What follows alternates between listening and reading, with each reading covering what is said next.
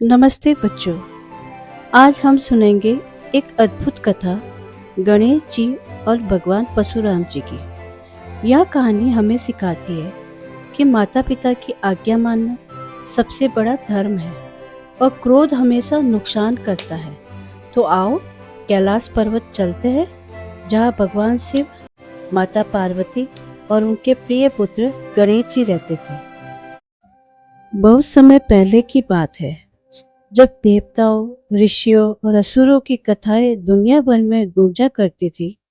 हिमालय की ऊंची चोटियों पर भगवान शिव और माता पार्वती का निवास था। वहीं रहते थे उनके प्रिय पुत्र गणेश जी।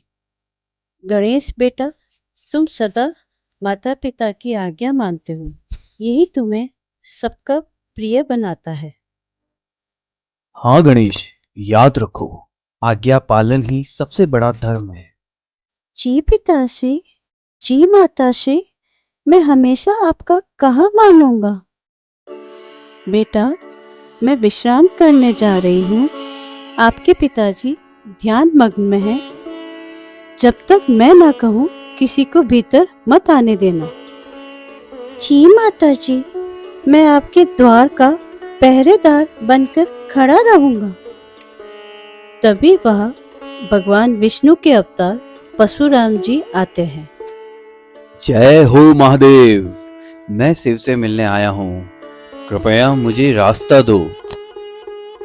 क्षमा कीजिए देव, मेरी माताजी का आदेश है कि कोई भीतर नहीं जा सकता। कृपया प्रतीक्षा करें।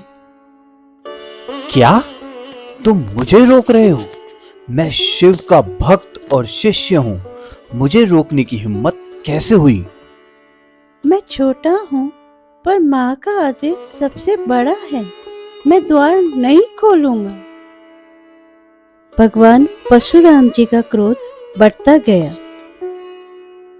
अगर तुम मुझे रास्ता नहीं दोगे तो मुझे बल का प्रयोग करना पड़ेगा। बल से बड़ा भक्ति और आदेश का पालन होता है। और फिर युद्ध हुआ। गणेश जी बार बार भगवान परशुराम जी को रोकते हैं, पर अंत में भगवान परशुराम जी ने क्रोध में अपना पार्श्व उठाकर गणेश जी पर चला दिया। पार्श्व गणेश जी के दांत पर लगा। उनका एक दांत टूट गया। तभी से वे एक दंत कहलाए। माता पिता दौड़कर आते हैं। गणेश जी घायल दिखते हैं। हे राम, मेरे पुत्र को चोट पहुंची है। यहाँ कैसी अनहोनी है? परशुराम, तुम मेरे पुत्र पर अस्त्र चला बैठे। यह तुम्हारे लिए उचित नहीं था। भगवान शिव, माता पार्वती, मुझसे भूल हो गई। मैं अपने क्रोध पर काबू न रख सका। कृपया मुझे क्षमा करें।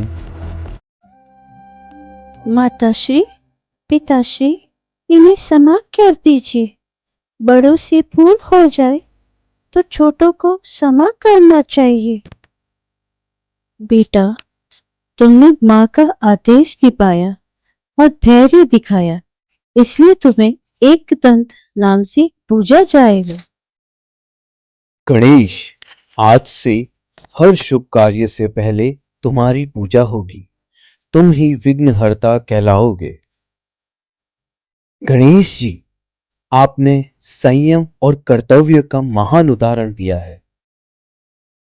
क्रोध से नुकसान होता है और क्षमा से मन बड़ा होता है। यही सबसे बड़ा धर्म है। इस तरह श्री गणेश जी को एक दंत नाम मिला। परशुराम जी ने अपनी गलती मान ली और श्री गणेश जी ने क्षमा कर दी।